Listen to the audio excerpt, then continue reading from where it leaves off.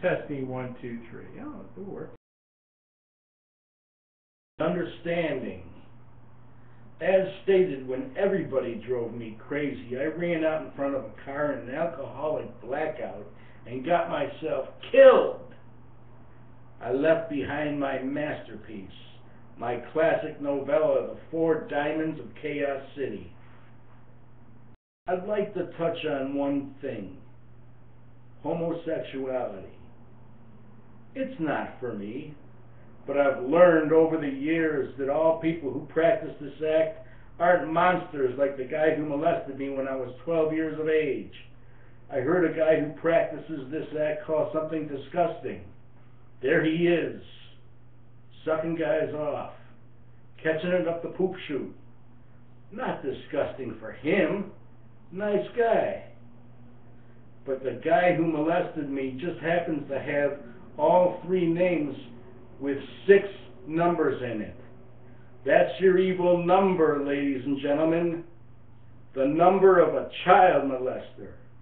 First, I couldn't believe he was actually like this, but the cat was out of the bag when suddenly, throughout this hideous meddling, he told me a joke. This is the joke. The porter asked the Mexican on the train how many sheets he'd like on his bed. The Mexican said, "You sheets on my bed, I kill you."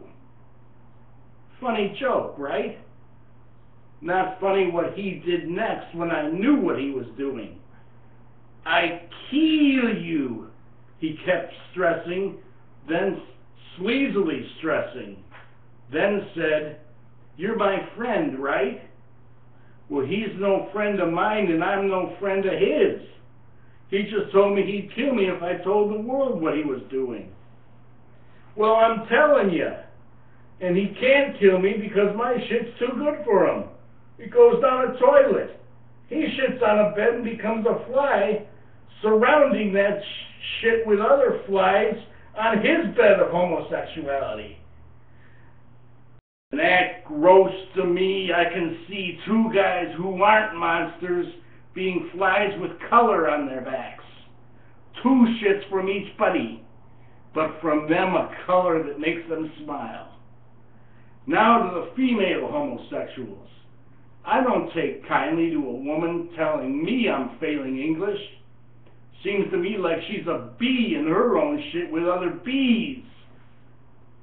But before you get to the woman after kissing me goodbye, dear Cheryl, you certainly make some honey.